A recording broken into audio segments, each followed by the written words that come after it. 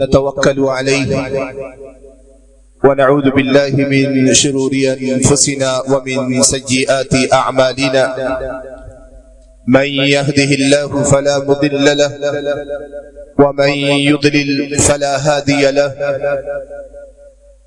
وأشهد أن لا إله إلا الله وحده لا شريك له وأشهد أن محمدا عبده ورسوله.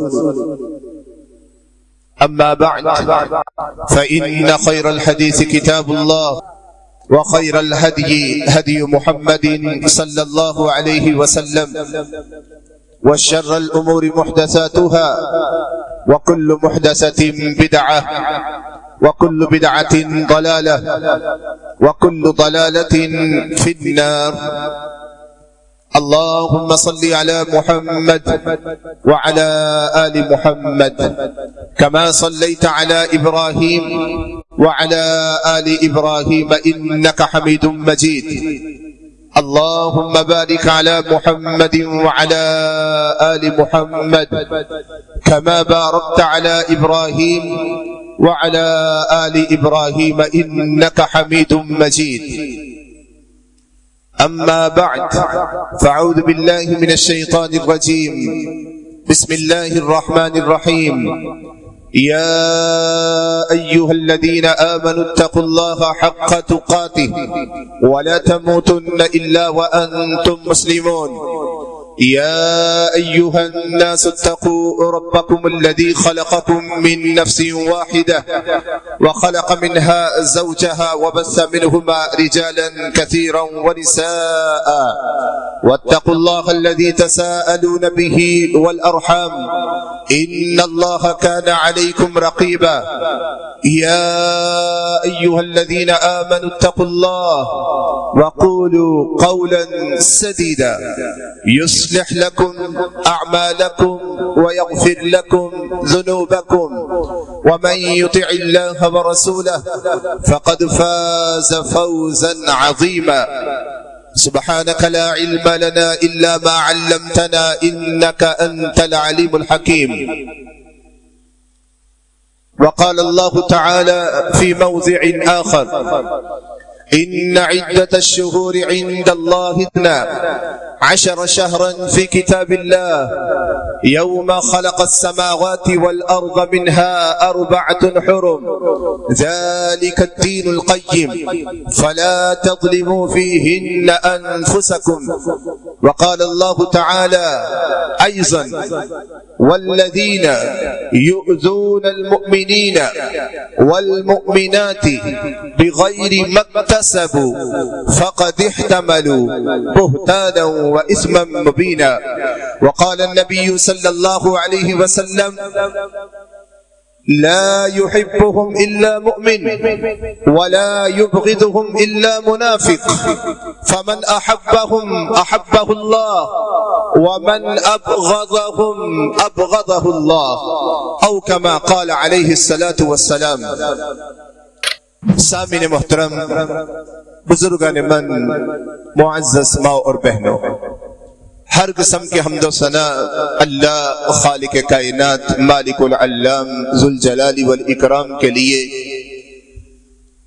جس کے بے شمار احسانات و انعامات میں سے سب سے بڑا احسان کہ اس نے مجھے اور آپ کو مسلمان پیدا کیا ہے۔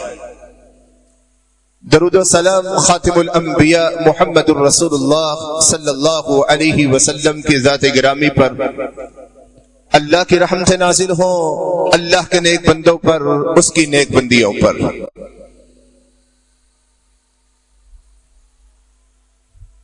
اللہ تعالیٰ قرآن پاک میں ارشاد فرماتا ہے: ان عدت الشہور عند اللہ 12 شہرا فی کتاب اللہ یوم خلق السماوات والارض منها 4 حرم۔ جب سے اللہ تعالیٰ نے آسمان و زمین کو پیدا کیا ہے، مہینوں کی تعداد 12 ہے۔ منہن أربعة حرم إن عدة الشهور عند الله 12 شهرا في كتاب الله يوم خلق السماوات والأرض منها 4 حرم. 4 مہینے حرمت والے ہیں: ذوالقعدہ، ذوالحج، محرم، رجب. ذلك الدین القیم، یہی مضبوط پختہ دین ہے، یہی حقیقی دین ہے. فلا تظلموا فیہن انفسکم، ان 4 مہینوں میں اپنی جانوں پر ظلم مت کرو. میرے بھائیوں، میرے دوستوں، میرے بزرگوں، بات کو سمجھانے کے لیے کہ گناہ تو گناہ ہے، وہ کہیں پر بھی کیا جائے، لیکن اگر وہ گناہ حدود حرم میں ہوتا ہے، بیت اللہ میں ہوتا ہے، مسجد نبوی میں ہوتا ہے، تو اس گناہ کی سزا میں اضافہ ہو جاتا ہے. وہ انسان لوگوں کی نگاہ میں پہلے بھی گناہگار، لیکن جب یہاں گناہ کرتا ہے تو اور زیادہ لوگوں کی نگاہ میں اس کے لیے نفرت ہو جاتی ہے. وَمَن يُرِدْ فِيهِ بِإِلْحَادٍ بِظُلْمٍ نُذِقْهُ مِنْ عَذَابٍ أَلِيمٍ. جو شخص حدود حرم میں گناہ کرتا ہے یا گناہ کرے گا تو ہم اسے سخت سے سخت سزا سے ہمکنار کریں گے. زنا تو زنا ہے، وہ کسی بھی عورت کے ساتھ زنا کیا جائے وہ زنا ہے، لیکن جب وہی زنا اپنے پڑوسی کی بیوی کے ساتھ کیا جائے تو یہ گناہ کافی حد تک بڑھ جاتا ہے. ایک حدیث کے الفاظ عبداللہ بن مسعود رضی اللہ تعالی عنہما سوال کرتے ہیں. آپ صلی اللہ علیہ وسلم سے سوال کیا، کاش ہمارے بھی ایسے ہی سوالات ہوں جس سے میری اور آپ کی زندگی سنور جائے. فرمایا اللہ کے رسول، ای الذنب اعظم، اللہ کے نزدیک، اللہ کے ہاں سب سے بڑا گناہ کون سا ہے؟ فرمایا ان تجعل للہ ندا، سب سے بڑا گناہ یہ ہے کہ جس رب نے تجھے پیدا کیا ہے تو اسی کے ساتھ کسی کو شریک ٹھہرائے. اور بھی سوالات ہوئے اور انہی کے اندر ایک سوال، ثم ایون، پھر کون سا گناہ سب سے بڑا ہے؟ اللہ کے رسول صلی اللہ علیہ وسلم نے فرمایا ان تزانی بحلیلۃ جارک، پھر سب سے بڑا گناہ یہ ہے کہ تو اپنے پڑوسی کی بیوی کے ساتھ زنا کرے. بعض صورتوں میں گناہ کی حیثیت سزا بڑھ جاتی ہے. زنا تو زنا ہے، اللہ کے رسول صلی اللہ علیہ وسلم اسی زنا کے بارے میں جو پڑوسی کی بیوی کے ساتھ کیا جائے فرمایا لو ان رجلا زنا حلیلۃ جاری، جو شخص اپنے پڑوسی کی بیوی سے زنا کرتا ہے تو اللہ کے رسول صلی اللہ علیہ وسلم نے فرمایا اس پڑوسی کی بیوی کو چھوڑ کر، اس محلے کو چھوڑ کر دوسرے علاقے میں جا کر 36 عورتوں سے زنا کرے تو یہ زنا اس سے بڑھ کر ہے.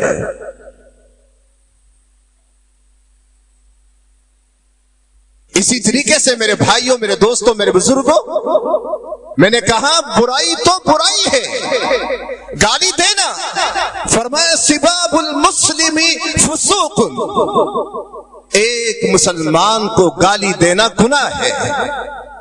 جا کے ہم غیبت کریں، جا کے ہم بہتان لگائیں، جا کے ہم الزام تراشی کریں، جا کے ہم اپنی زبان کی حفاظت نہ کریں. سباب المسلم فسوق، ایک مسلمان کو گالی دینا فسق ہے، گناہ ہے. لیکن جب یہی گالی والدین کو دی جائے تو پھر اس گناہ کی حیثیت بہت بڑھ جاتی ہے. اس لیے کہ اللہ کے رسول صلی اللہ علیہ وسلم نے فرمایا لعن اللہ من سب والدیہ، اس شخص پر اللہ کی لعنت ہو جو اپنے والدین کو گالی دیتا ہے. اب اس کی تفصیل کا وقت نہیں. کیا کوئی شخص، صحابی نے بھی یہی سوال کیا، کیا کوئی شخص اپنے والدین کو گالی دیتا ہے؟ آپ صلی اللہ علیہ وسلم نے فرمایا نعم. کس طریقے سے والدین کو گالی؟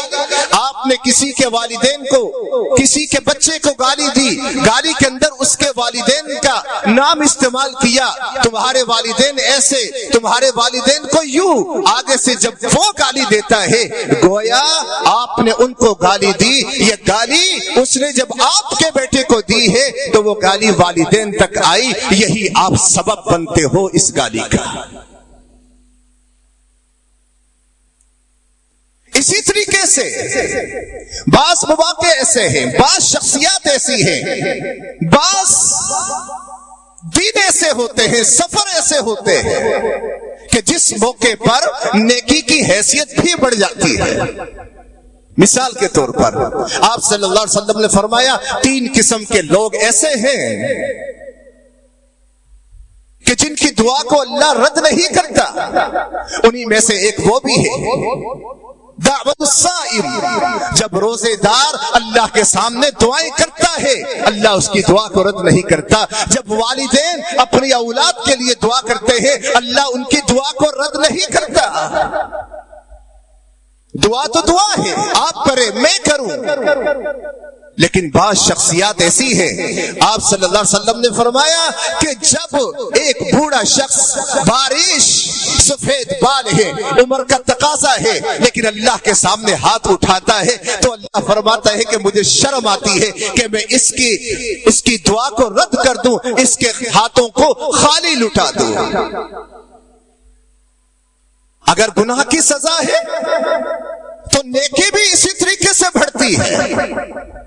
اگر یہی نماز جو یہاں پر 27 درجے ہے، لیکن یہی نماز اگر بیت اللہ میں پڑھی جائے تو 1 لاکھ، اسی کو آگے بڑھائیں 27 درجے تو 27 لاکھ. میرا رب جتنا چاہے اسے بڑھا سکتا ہے، اس کے خزانوں میں کمی نہیں. ہمارے مانگنے میں کمی ہے، ہمارے دلوں میں فتور ہے، ہمارے ہاتھوں میں وہ طاقت نہیں ہے، ہماری زبانوں میں وہ لذت نہیں ہے، ہماری زبانوں میں وہ سرور نہیں ہے کہ جب رب کے ساتھ ہاتھ اٹھاتے ہیں تو موبائل بھی چلتا ہے، باتیں بھی ہوتی ہیں، اشارے بھی ہوتے ہیں. نہیں میرے بھائی، رب سے مانگو گے تو مانگتے مانگتے تھک جاؤ گے، لیکن رب کے خزانوں میں کمی نہیں آئے گی. یہی نماز ظہر ہے، عصر ہے، مغرب ہے، عشاء ہے، جب نماز پڑھتے ہو مسجد نبوی میں تو 1000 کا ثواب. اور یہی اسی طریقے سے آپ نفلی نماز، اللہ کے رسول صلی اللہ علیہ وسلم سے جب سوال ہوا نفلی نماز کے بارے میں تو آپ صلی اللہ علیہ وسلم نے کیا جواب دیا کہ تمام نفلی نمازوں میں فرائض کے بعد اگر کوئی نماز سب سے افضل ہے تو صلاۃ اللیل، تہجد کی نماز ہے. لیکن اگر یہی نماز، ایک نفلی نماز 2 رکعات اس رحمانیہ مسجد میں ہے، کوٹ روڈ میں ہے، مبارک مسجد میں ہے، پاکستان کی کسی مسجد میں ہے، لیکن اگر یہی 2 رکعات جا کر مسجد قباء میں پڑھتے ہو تو 1 عمرے کا ثواب ملتا ہے.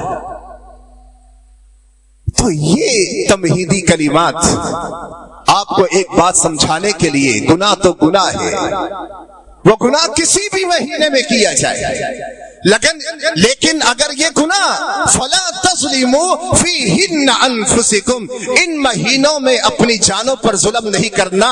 اس کا معنی یہ نہیں ہے کہ اور مہینوں کے اندر گناہ کرنا جائز ہے، نہیں، گناہ تو گناہ ہے، لیکن جب ان مہینوں میں کیا جائے گا تو اللہ کے نزدیک اس کی جو ہے وہ سزا پہلے سے زیادہ بڑھ جائے گی.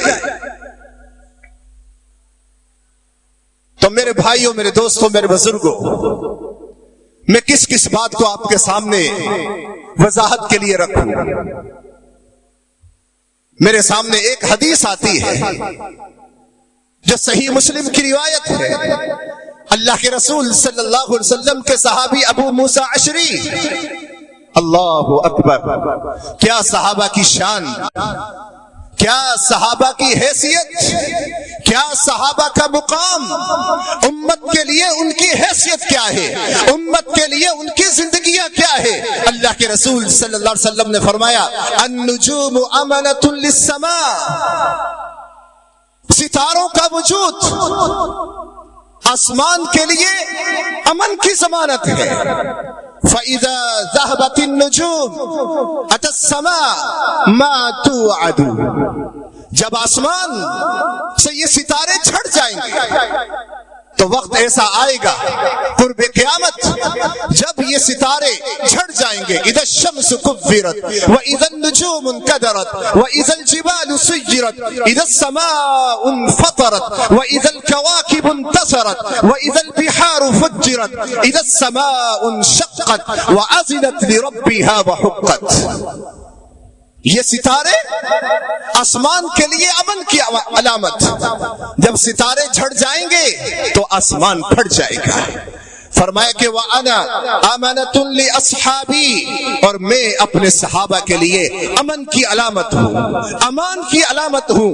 فَإِذَا ذَهَبْتُ أَتَى أَصْحَابِي مَا يُوعَدُونَ، لیکن جب میں اس دنیا سے چلا جاؤں گا، میں رخصت ہو جاؤں گا، أَفَإِن مِتَّ فَهُمُ الْخَالِدُونَ إِنَّكَ مَيِّتٌ وَإِنَّهُمْ مَيِّتُونَ، اے نبی آپ نے بھی اس دنیا سے جانا ہے، ان لوگوں نے بھی اس دنیا سے جانا ہے، لیکن میرے نبی اپنی زبان سے خود کہہ رہے ہیں فَإِذَا ذَهَبْتُ أَتَى أَصْحَابِي مَا يُوعَدُونَ، جب میں اس دنیا کو چھوڑ کر چلا جاؤں گا، جب میری موت کا وقت آ جائے گا، جب میری سانس رک جائے گی، جب میری آنکھیں بند ہو جائیں گی، اس دنیا سے چلا گیا، میرے صحابہ پر ایسی مشکلات آئیں گی، ایسے وقت آئیں گے، ایسی دشواریاں آئیں گی جن کا ان سے وعدہ کیا گیا۔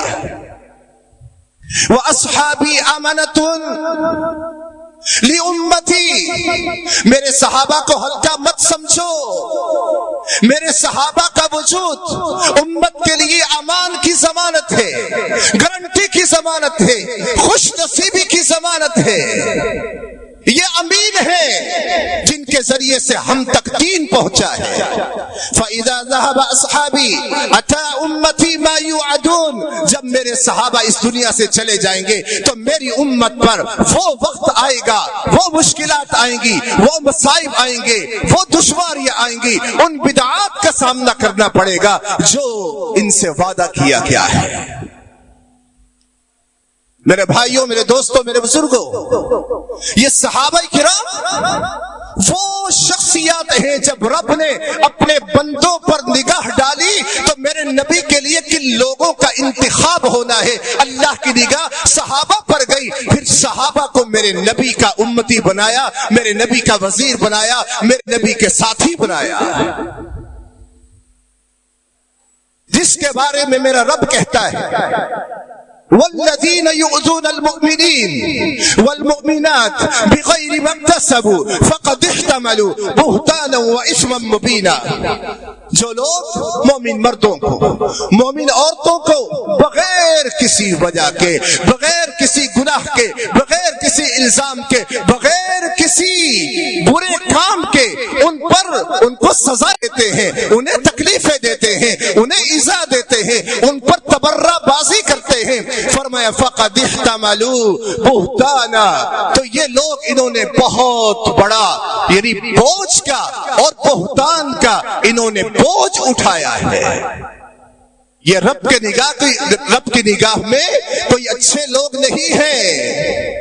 میرے بھائیوں، میرے دوستوں، میرے بزرگوں، میرا اکثر یہی پیغام ہوتا ہے، قرآن پاک 10 ختم کر لو، قرآن پاک 5 ختم کر لو، قرآن پاک 2 ختم کر لو، ہر روز 1 پارہ پڑھ لو۔ اللہ کی قسم میں گارنٹی سے کہتا ہوں جب اس قرآن پاک کو آپ پڑھو گے، ترجمے کے ساتھ 2 آیات پڑھتے ہو، 3 آیات پڑھتے ہو، تو یہ آپ کا ناظرہ ویسے ہی پڑھنا، اس سے انکار نہیں ہے کہ آپ کو ایک حرف پر 10 نیکیاں ملیں گی، لیکن امت کو سنبھالنا کیسے ہے، امت کی پرورش کیسے کرنی ہے، اپنی اولاد کی تربیت کیسے کرنی ہے، اپنی اصلاح کیسے کرنی ہے، جب تک یہ قرآن کا ترجمہ سمجھ نہیں آئے گا اصلاح نہیں ہو سکتی ہے۔ تو یہ ترجمے کے ساتھ پڑھنا، آپ کو پتا چلے گا ربی عظمت کیا ہے، ربی شان کیا ہے، نبی کی عظمت کیا ہے، نبی کی شان، نبی کا مقام، صحابہ کا مقام اور سلف صالحین کا مقام، آپ کی ایک حیثیت اللہ تعالیٰ نے قرآن پاک کے اندر ذکر کی ہے۔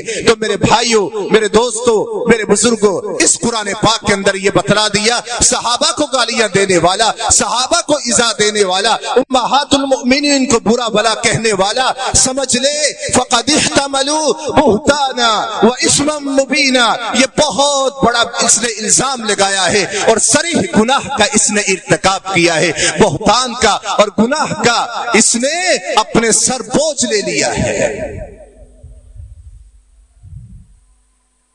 اگر اتنے ہلکے ہوتے تو میرے نبی کبھی یہ نہ کہتے، اپنی زندگی میں کہا من سب اصحابی، جس نے میرے صحابی کو گالی دی، وہ عشرہ مبشرہ ہو، وہ احد کے شہید ہو، وہ بدر کے شہید ہو، وہ کہیں کے بھی ہو، کسی کا نام نہیں لیا، وہ علی ہو، وہ عثمان ہو، وہ عمر ہو، وہ ابو بکر ہو، وہ طلحہ ہو، زبیر ہو، سعد ہو، سعید ہو، کوئی بھی ہے، من سب اصحابی، من سب اصحابی، یہ میرے نبی کا پیغام ہے، میرے نبی کا خطاب ہے لوگوں کے لیے، ان لوگوں کے لیے جو خاص مہینوں میں فلا تظلموا فیہن انفسکم، اپنی جانوں پر تو ظلم کرتے ہی ہو، لیکن اس سے بڑھ کر ارے کبھی غور نہیں کیا، اللہ کی قسم جس نے میرے کسی صحابی کو گالی دی فعلیہ لعنت اللہ والملائکہ والناس اجمعین، تم محبت کے دعوے کرو، تم محبت کا پرچار کرو، تم حسین کا نام لو، حسین رضی اللہ تعالی عنہ ہمارے لیے ایسے ہی ہے جیسے ابو بکر ہے، حسین رضی اللہ تعالی عنہ، حسن و حسین ہمارے لیے ایسے ہیں جس طریقے سے عمر ہے، جس طریقے سے علی ہے، جس طریقے سے عثمان ہے، جس طریقے سے دیگر صحابہ ہے، جو تعریف میرے نبی نے حسن حسین کی ہے، ہمارا اس پر ایمان ہے، ہم اس کا انکار نہیں کر سکتے ہیں۔ اگر کہا کہ یہ دونوں جنت میں نوجوانوں کے سردار ہوں گے، آمنا و صدقنا، ہم اسے قبول کرتے ہیں، میرا ان میں سے ایک نواسا 2 گروہوں کے درمیان صلح کروائے گا تو اس سے ہمیں انکار نہیں ہے، اور صلح ہوئی، میرے نبی کی احادیث کو مانتے ہیں، ہم کسی کے درمیان کوئی تفریق کرنے والے نہیں ہے، لیکن سن لو جو تفریق کرنے والے ہیں، فرمایا من سب اصحابی،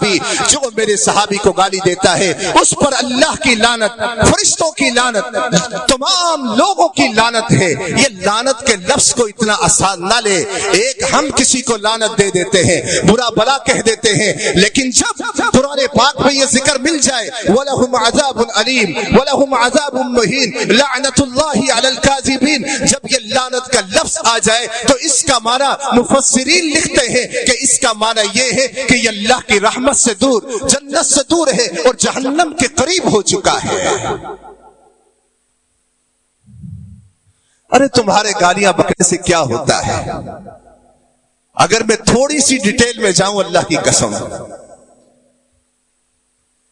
ذرا غور کریں، تھوڑا سا سوچیں کہ گالیاں کس کو دے رہے ہو اور کس وقت میں دے رہے ہو، کس مہینے میں دے رہے ہو۔ وہ شخصیات جس کا 10 محرم سے، جس کا کربلا سے کوئی تعلق نہیں ہے، کربلا کا واقعہ تو ان کے کئی سال بعد واقع ہوا، کئی کئی سال کے بعد پیش ہوا، اس لیے کہ آپ کے بعد خلافت کا دور آیا، ابو بکر صدیق آئے، عمر فاروق آئے، کربلا نہیں ہے، حسن حسین اتنے بڑے نہیں ہیں، پھر اس کے بعد حضرت عثمان کا دور آیا، پھر اس کے بعد علی کا دور آیا۔ علی کون ہے؟ ان دونوں کے والد ہیں۔ پھر یہ آگے سلسلہ چلتا ہے، یہ تو کئی صحابہ جا چکے۔ عجیب عجیب صد افسوس کہ ایسے صحابہ کرام کو گالیاں دینا جن کا اس واقعے کے ساتھ کوئی تعلق ہی نہیں ہے۔ اس کا معنی یہ نہیں ہے کہ جن کا تعلق ہے اس دور میں زندہ تھے انہیں گالیاں دی جائیں۔ اللہ اکبر، میں کس کس بات کی طرف یقین جانیے اشارہ کروں؟ اللہ کے رسول صلی اللہ علیہ وسلم سے ایک عظیم صحابی عبداللہ بن عمرو بن عاص رضی اللہ تعالی عنہم سوال کرتے ہیں، ای الناس افضل، اے اللہ کے رسول صلی اللہ علیہ وسلم ذرا اتنا تو بتلا دو، ای الناس احب الیک، لوگوں میں سے آپ کے نزدیک سب سے زیادہ محبوب کون؟ دوسرے لفظوں میں آپ کو لوگوں میں سب سے زیادہ محبت کس سے ہے؟ کوئی تفریق نہیں کی، عورت کا نام نہیں لیا، مرد کا نام نہیں لیا، کسی خاص کا نام نہیں لیا، لیکن میرے نبی نے جب لوگوں کے بارے میں سوال ہوا فرما عائشہ رضی اللہ تعالی عنہا، مجھے لوگوں میں سب سے زیادہ محبوب ہے تو میری بیوی عائشہ ہے۔ کہتے ہیں کہ میں نے سوال کیا من الرجال، لوگوں میں سے، مردوں میں سے، یہ تو عورتوں کا ذکر ہو گیا، مردوں میں سے سب سے زیادہ محبوب کون؟ پھر بھی اندازہ کر لیں، فرمایا ابو ہا کی ضمیر عائشہ کی طرف، اگر عائشہ محبوب ہے تو اس کے والد بھی مجھے محبوب ہے۔ کہتے ہیں کہ میں نے پھر سوال کیا ثم من، پھر اس کے بعد کون ہے؟ فرمایا عمر بن الخطاب، اگر اس کے بعد دنیا میں مجھے کوئی سب سے زیادہ محبوب ہے، بیویاں اور بھی تھی، رشتہ دار اور بھی تھے، صحابی اور بھی تھے، لیکن ایک بتلانا تھا کہ اللہ نے یہ سلسلہ کیسے بنایا ہے، خلافت پہلے کیسے، اور میرے نبی نے اسی ترتیب سے نام لیا۔ یہاں پر پھر کہا کہ اگر ان کے بعد مجھے سب سے زیادہ کوئی محبوب ہے تو عمر بن خطاب رضی اللہ تعالی عنہ ہے۔ یہ کون؟ عمر بن خطاب رضی اللہ تعالی عنہ۔ سب سے زیادہ تبرہ بازی ابو بکر صدیق پر، عثمان غنی پر۔ میں نے 2 جملے پہلے ذکر کیا تھا، عثمان غنی ہے کون؟ جس کے بارے میں میرے نبی نے جب اللہ کے راستے میں مال قربان کیے تو کیا الفاظ تھے، تفصیل کا وقت نہیں، ما ضر علی عثمان ما عمل بعد اليوم، اتنی خدمت کرتی ہے، اتنا اللہ کے راستے میں نچھاور کر دیا ہے، آج کے بعد عثمان کوئی عمل نہ کرے کوئی تکلیف نہیں ہو سکتی۔ دوسرے لفظوں میں جنت میں جانے کے لیے یہی عمل کافی ہے۔ 12 جنت کی بشارت ملی، آپ کے سامنے ذکر کیا، لیکن میرے بھائیوں، میرے دوستوں، میرے بزرگوں، میں اس شخصیت کا آپ کے سامنے ذکر کیوں نہ کروں جس کا میرے نبی کے ساتھ رشتہ کتنا مضبوط ہے۔ اپنی بیٹی دی ہے، اور بیٹی دی ضرور، لیکن جب احادیث کو پڑھتے ہیں تو میرے نبی نے عمر رضی اللہ تعالی عنہ کی بیٹی حفصہ کے ساتھ بیوہ ہو چکی ہے، لیکن خواہش کا اظہار کیا کہ اس سے شادی کرنی ہے۔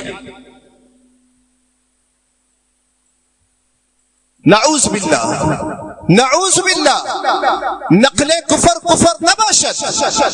اگر میں کفر کا اظہار کروں تو ہم کافر نہیں ہو جاتے۔ کیا میرے نبی کو معلوم نہیں تھا کہ عمر کون ہے؟ کیا رب کو معلوم نہیں تھا کہ عمر کون ہے؟ جو رائے عمر رضی اللہ تعالی عنہ دے، قرآن پاک کے اندر امام ابن حجر اسقلانی رحمت اللہ علیہ ذکر کرتے ہیں کہ 15 مرتبہ ایسا ہوا کہ عمر نے اپنی رائے کا اظہار کیا، اللہ تعالیٰ نے قرآن پاک بنا کر نازل کر دیا۔ ارے تم عمر کو گالیاں نہیں دیتے، نبی کے سسر کو گالیاں نہیں دیتے، ان کا انتخاب کیا تو کس نے کیا ہے؟ کبھی ریلیشن، کبھی تعلق کو دیکھا کہ میرے نبی کے ساتھ تعلق کتنا گہرا ہے؟ کیا میرے نبی کو معلوم نہیں تھا کہ عمر کیا کیسا ہے, شخصیت کیسی ہے, وقار کیسا ہے, عصمت کیسی ہے, پرسنالٹی کیسی ہے. نعوذ باللہ, میرے نبی کا کچھ پتہ نہیں تھا. میرے نبی زندہ ہے, وحی کا سلسلہ ختم نہیں ہوا. میرا رب کہہ سکتا تھا اے نبی, اے محمد, کس کی بیٹی کو لے رہے ہو, تو یہ تو ایسا شخص ہے. ارے تم عمر کو گالیاں نہیں دیتے, دوسرے لفظوں میں تم نبی کو گالیاں دیتے ہو. تم نبی کو گالیاں نہیں دیتے, تم اللہ کو گالیاں دے رہے ہو. یہ وہ شخصیت ہے اللہ کی قسم جن کا بار بار ذکر کرنا, پڑھنا, مطالعہ کرنا, اسٹڈی کرنا, کتابوں کو کھولنا آپ کے رونگٹوں کو کھڑا کر دیتا ہے. لیکن آج میری نوجوان جماعت, میرے نوجوان ساتھی, اللہ کی قسم حلیم بھی بنائے تو پوری رات مرثیہ خوانی ہو رہی ہے. وجہ کیا ہے کہ ان کو پھسلا دیا گیا, بہکا دیا گیا, دین سے دور کیا گیا. وہ باتیں ان کے سامنے رکھی گئی جس کا دین سے تعلق نہیں. کہیں شرعی حیثیت ذکر کی گئی, کہیں تاریخی حیثیت ذکر کی گئی. لیکن میں اس موقع پر اس شخصیت کا ذکر کرنا چاہوں گا جو واقع کربلا 61 ہجری میں ہوتا ہے. اس سے 10 دن پہلے یکم محرم کو اسلام کے, مسلمانوں کے خلیفہ ثانی کا انتقال ہوتا ہے, شہادت ہوتی ہے. کون؟ عمر بن خطاب. کیسی شخصیت جن کے بارے میں عبداللہ بن مسعود رضی اللہ تعالی عنہما کہتے ہیں ما زلنا اعزا منذ اسلم عمر. جس وقت عمر بن خطاب رضی اللہ تعالی عنہ نے اسلام قبول کیا, اس وقت سے ہمیں عزت ملنا شروع ہو گئی. ارے یہ جتنے بھی صحابی ہیں میرے نبی کے مرید ہیں, لیکن یقین جانیے عمر اللہ کے نبی کے مرید کے ساتھ ساتھ مراد بھی ہے. اس لیے کہ میرے نبی نے خود رب سے دعا کی تھی, اللہ مکہ میں 2 بہادر ہیں, جسے تو پسند کرے اسے اسلام لانے کی توفیق عطا فرما. پھر میرے نبی کی دعا تھی, انتخاب تو میرے رب کا تھا نا. کبھی غور کیا؟ میرے نبی نے ہاتھ اٹھائے, دعا کس نے قبول کرنی ہے؟ نبی تو صرف دعا کر سکتا ہے, قبول کرنے والی وہ ذات ہے. لیکن پھر 2 میں سے ایک ابو جہل ہے اور ایک عمر بن خطاب ہے. اللہ نے انتخاب کیا تو عمر بن خطاب کا کیا. اس شخصیت کا ذکر میرے بھائیوں, میرے دوستوں, جو اسلام کے حقیقی ہیرو ہے, جس کے بارے میں میرے نبی نے اپنی زندگی میں کہہ دیا لو کان بعدی نبی لکان عمر. اگر میرے بعد کوئی نبوت کے عہدے پر فائز ہو سکتا تھا تو وہ عمر ہے. جس کے بارے میں میرے نبی نے اپنی زندگی میں کہا ان اللہ جعل الحق علی لسان عمر وقلبه. ارے عمر تو وہ شخصیت ہے جس کی زبان پر اور جس کے دل پر اللہ نے حق کے سوا کسی اور چیز کو جاری نہیں کیا. ارے عمر تو وہ ہے, کیا کیا الفاظ کہوں کہ خود کہتے ہیں وافقت ربی فی ثلاثن. میرے رب نے 3 موقع پر میں نے خواہش کی, میرے رب نے میری موافقت کی, مجھے رسپیکٹ دی ہے. کیسے؟ بیت اللہ میں آئے, اللہ کے رسول صلی اللہ علیہ وسلم سے کہا یا رسول اللہ لو اتخذنا من مقام ابراہیم مصلی. کیا اچھا ہو اگر ہم مقام ابراہیم کو, لوگ طواف کرتے ہیں, 7 چکر لگاتے ہیں, مقام ابراہیم یعنی یہ ابراہیم نہیں, یہ جگہ, یہ مقام ابراہیم کون سی جگہ ہے؟ ذرا اس کی تفصیل میں جائیے گا. کہا کہ کاش کہ ہم اس جگہ کو نماز کی جگہ بنا لیں. ابھی کہا ہے فنزلت واتخذوا من مقام ابراہیم مصلی. جب طواف کر لو تو مقام ابراہیم کے پیچھے 2 رکعت نماز ادا کرنی ہے. اللہ اکبر. یہی وہ عمر ہے جن کے بارے میں تبرہ بازی کی جائے. میں اللہ کی قسم اس قبولیت کی گھڑی میں یہ کہتا ہوں, وہ زبان کٹ کیوں نہیں جاتی, وہ ہاتھ شل کیوں نہیں ہو جاتے, وہ کلیجہ پھٹ کیوں نہیں جاتا, یہ جسم زمین میں دھنسا دیا کیوں نہیں نہیں جاتا جو میرے نبی کے صحابہ پر تبرہ بازی کرتے ہیں، جن کے ایمان کی گواہی، ایمان کا سرٹیفکیٹ اللہ نے جاری کیا ہے۔ فَإِنْ آمَنُوا بِمِثْلِ مَا آمَنْتُمْ بِهِ فَقَدِ اهْتَدَوْا، تمہارا ایمان اس وقت قابل قبول ہے جب تم میرے نبی کے صحابہ کی طرح ایمان لے کر آؤ گے، جن کی غیرت کا تقاضا یہ ہے، جس عمر کی غیرت کا تقاضا یہ ہے۔ آپ صلی اللہ علیہ وسلم سے کہہ رہے ہیں، کس انداز میں کہا؟ کہتے ہیں وَقُلْتُ، میں نے کہا، دخل يدخل عليك البر والفاجر، اے اللہ کے نبی آپ کے پاس نیک بھی آتے ہیں، برے بھی آتے ہیں، ہر قسم کے لوگ آتے ہیں، پردے کا حکم نازل نہیں ہوا۔ فلو امرت امہات المؤمنین بالحجاب، کاش کہ آپ اپنی بیویوں کو پردے کا حکم دے دیں، یہ پردہ کیا کرے، ہر قسم کے لوگ آتے ہیں۔ تو کیا کہا؟ اتنا کہنا تھا فنزلت آیت الحجاب، آیت الحجاب، اللہ تعالیٰ نے پردے کی آیات کو نازل کر دیا۔ وَإِذَا سَأَلْتُمُوهُنَّ مَتَاعًا فَاسْأَلُوهُنَّ مِنْ وَرَاءِ حِجَاب، اگر سوال کرنا ہے اب میری بیویوں سے، عمر نے کہہ دیا اور اپنے قرآن بنا کر نازل کر دیا ہے، اب کوئی بھی ہے، کوئی بھی آ رہا ہے، نیک ہے، فاجر ہے، میرا نبی نہیں جانتا ہے، لیکن کہا اب سوال کرنا ہے تو پردے کے پیچھے سے کرنا ہے۔ اللہ اکبر۔ دنیا میں کیسر و کسرا کا ایک دبدبہ تھا، ایک روب تھا، ایک پرسنالٹی، ایک شخصیت۔ اللہ اکبر۔ جب پتہ چلتا ہے کیسر کو، سنتا ہے کس کا نام؟ عمر کا نام سنا، اپنے ایلچی کو بھیجا، بھیجنے کے ساتھ ہی کہا کہ دیکھ کے آؤ یہ کون سا شخص ہے جس کا اتنا روب تو ہمارا ہے، لیکن یہ کون سا شخص ہے؟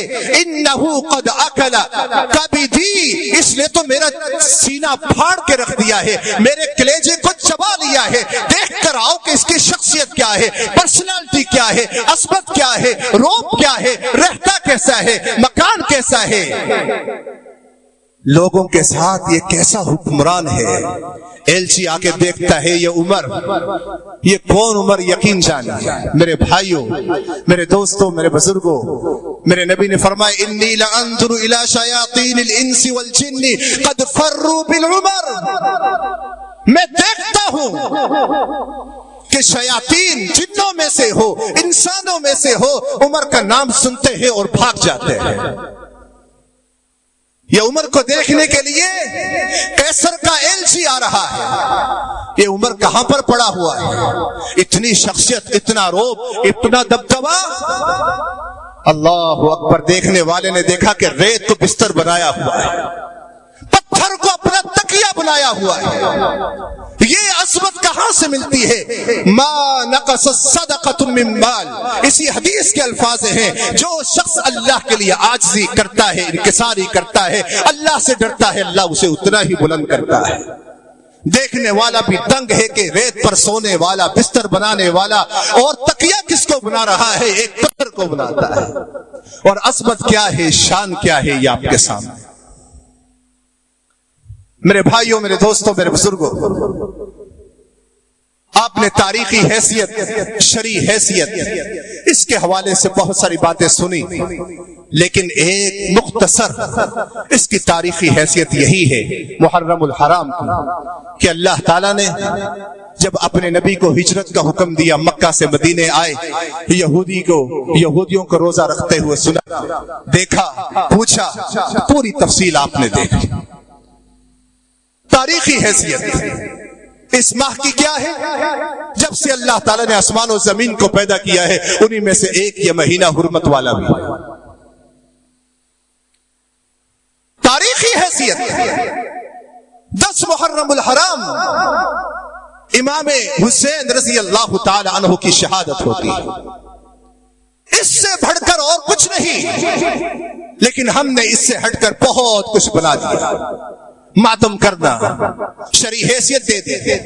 اور آج کا نوجوان، معذرت چاہوں گا کہ آپ کا کچھ ٹائم لوں گا، کہ ایک شرعی حیثیت وہ ہے جو میرے نبی نے ذکر کی، کہ جو ایک روزہ رکھتا ہے، احتسب علی اللہ مجھے اللہ سے امید ہے کہ اللہ تعالیٰ ایک سال گزشتہ کے گناہ معاف کر دیتا ہے۔ آئیے ایک تاریخی حیثیت اور شرعی حیثیت میں آپ کے سامنے رکھتا ہوں، جو لوگوں کو بیان کر کے لوگوں کو گمراہ کیا جا رہا ہے اور کربلا کی حیثیت کو واضح کیا جا رہا ہے۔ ایک شرعی حیثیت، تاریخی حیثیت یہ بیان کی جاتی ہے۔ میں یہ نہیں کہہ رہا کہ یہ حدیث کے الفاظ ہیں۔ خلق اللہ آدم یوم عاشورا، یہ تاریخی حیثیت۔ اللہ نے آدم کو پیدا کیا تو 10 محرم کا دن تھا، عاشورہ کا دن تھا۔ خلق اللہ القلم واللوح کمثلہ یوم عاشورا، اللہ نے قلم کو پیدا کیا، تختی کو پیدا کیا، 10 محرم کا دن تھا۔ اخرج اللہ یونس من بطن الحوت یوم عاشورا، اللہ تعالیٰ نے جس دن یونس علیہ السلام کو مچھلی کے پیٹ سے نکالا وہ بھی 10 محرم کا دن۔ اخرج اللہ یوسف من السجن یوم عاشورا، اللہ تعالیٰ نے یوسف علیہ السلام کو جیل سے نکالا تو 10 محرم کا دن تھا۔ اخرج اللہ نوحا من السفینہ یوم عاشورا، اللہ تعالیٰ نے نوح علیہ السلام کی کشتی کو پار لگایا، جودی پہاڑ کے ساتھ لگایا، 10 محرم کا دن تھا۔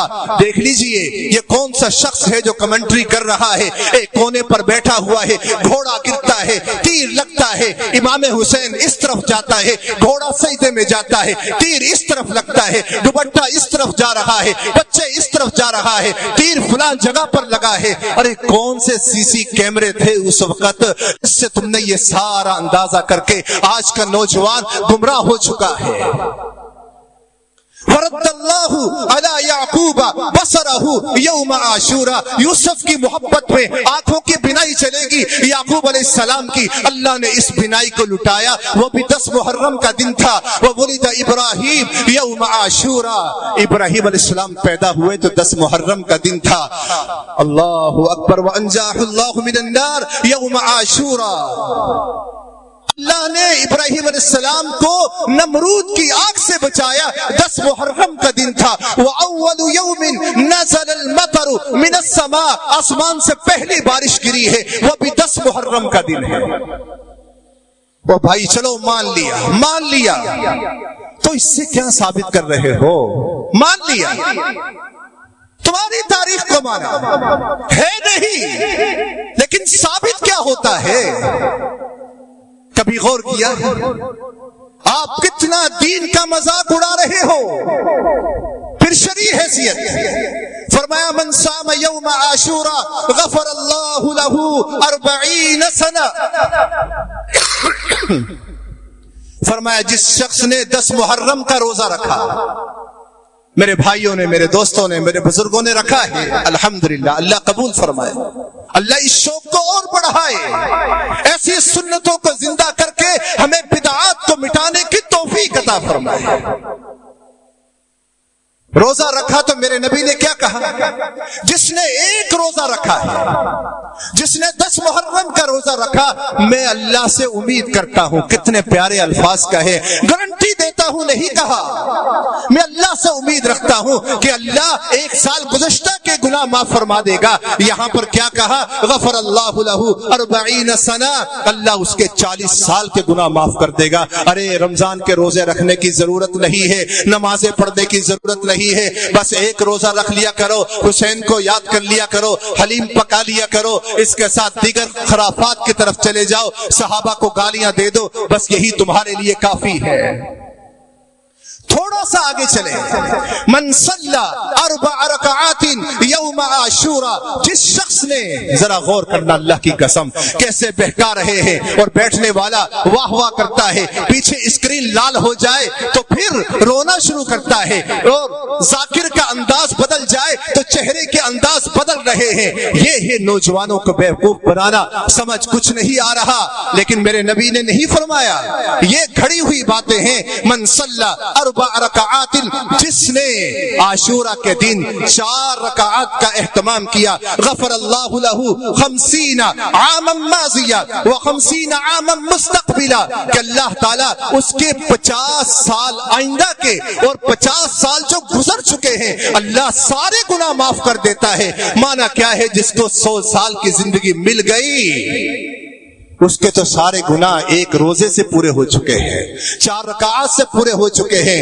یعنی اگر 40 سال کی زندگی ہے، اندازہ کریں میرے نبی نماز کی فضیلت کا ذکر کرتے ہیں، روزے کا ذکر کرتے ہیں، فجر کی نماز کی فضیلت کا ذکر ہے، عصر کی نماز کا ذکر ہے، لیکن کہیں پر 100 سال کی گارنٹی نہیں دی ہے۔ اللہ اکبر۔ بہت ساری باتیں، آخری بات، وسعوا فیہ علی اہلیکم۔ ارے یہ 10 محرم کا دن بڑا عظیم دن ہے، اس دن میں تم اپنے دسترخوان کو وسیع کیا کرو، رنگ برنگے کھانے رکھا کرو۔ وسع اللہ لہ علی سائر سنتہ، اللہ تعالیٰ پورا سال تمہارے دسترخوان کو وسیع رکھے گا۔ ہم دیکھتے ہیں سارا سال مانگ ہی رہے ہوتے ہیں۔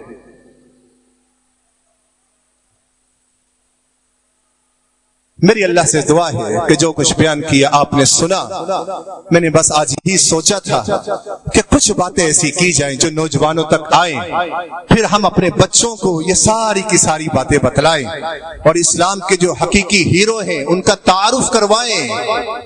ہم نے تو ارطغرل کا تعارف بڑے پیارے انداز میں کروایا۔ یقین جانیے میرا دوست باہر سے آیا، کہتا الحمدللہ، الحمدللہ کے لفظ کہتا ہے میں نے اس کی 100 ایپیسوڈ دیکھ لیے ہیں، کتنا نیکیوں میں اضافہ کیا ہے۔ یعنی یہ اسلامک ہیرو، نہ ابو بکر، نہ صدیق، نہ عمر، نہ عثمان غنی، نہ دیگر صحابہ۔ اللہ تعالی ہمارے نوجوانوں کو اپنی اصلاح کرنے کی توفیق عطا فرمائے۔ وآخر دعوانا الحمدللہ رب العالمین۔